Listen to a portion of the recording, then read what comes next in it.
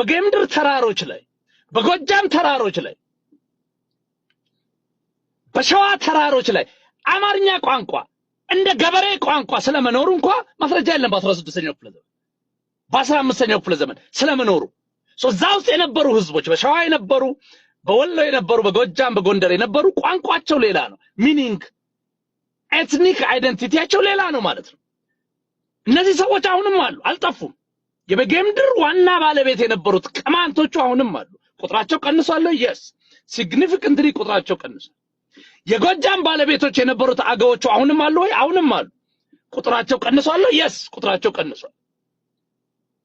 ወሎ ውስጥም የነበሩት የተለያዩ አርጎባ ህምጣን ምናምን የተለያዩ እንደዛው so now the question would be የኤትኒክ አይደንቲቲ ይዤ እመጣለሁ ካለ ደግሞ ይሄ አካል የቴሪቶሪያል ዲስፒዩት ውስጥ ይገባል። የመሬት ባለቤትነት ዲስፒዩት ውስጥ ይገባል። ከነማን ጋር? ከእውነተኛ የዛ ምድር ባለቤቶች ጋር፣ ከአገዎቹ ጋር፣ ከቅማንቶቹ ጋር፣ ከአርጎባዎቹ ጋር፣ ከወይጦቹ ጋር፣ ከተለያየ እንትኖቹ ጋር ማለት።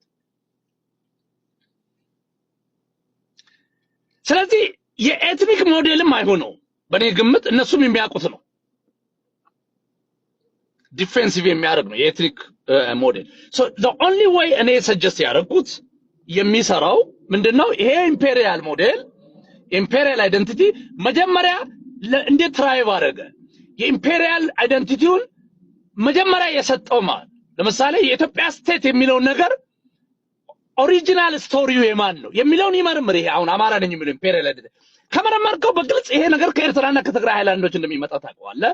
አጋዚያን የሚለው ጋር እንደሚደርስ ታውቀዋለህ። እኔ ትግሬና ኤርትራዊ በ12ኛው ክፍለ ዘመን አውድማ እንዲጠርግልኝ ከየመን አመጣሁት የሚለውን ተረቱን ትቶ ምክንያቱም ይሄ ምንድነው ከኢንሰኪሪቲ የሚመጣ ንግግር ነው። ሬቶሪካል የሆነ እንጂ ሲሪየስ ስኮል ጎጃሜ አማርኛ ተናጋሪ የሆንከው በአሲሚሌሽን አገውኛ እና ሌላ ቋንቋ ነበር የምትናገረው። በደም ተጽፏል መጽሐፍት ላይ ቁጭ ያለ ነገር።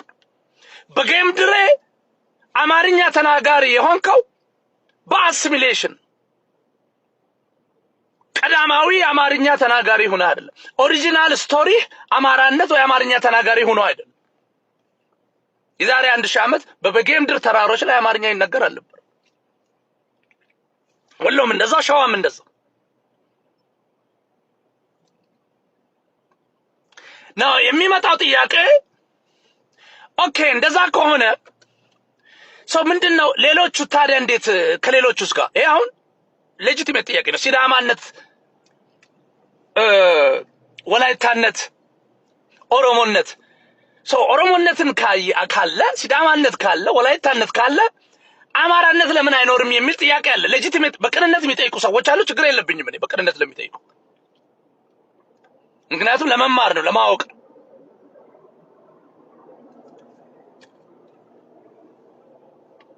ኢትዮጵያና አማራነት ያለው ሪሌሽንሺፕ ሌሎች ማንነቶች ሲዳማነት ከኢትዮጵያ፣ ወላይታነት ከኢትዮጵያ፣ ኦሮሞነት ከኢትዮጵያ ካለው ሪሌሽንሺፕ አንፃር በማትሪክሱ ስታነጻጽረው ለየት ያለ ነው።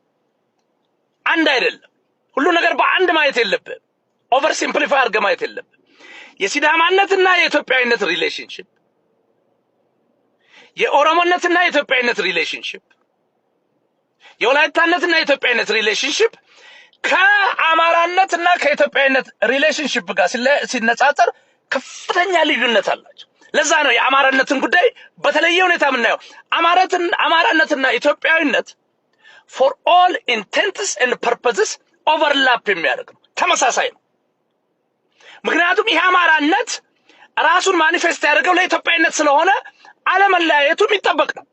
ኢትዮጵያዊነት፣ አማራነት፣ አማራነት፣ ኢትዮጵያዊነት የአንድ ሳንቲም ሁለት ገጽታዎች ናቸው። ተመሳሳይ ነገር በሲዳማነትና በኢትዮጵያዊነት መካከል መናገር አትችልም።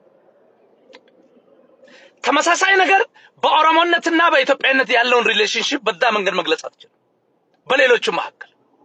ለዛ ነው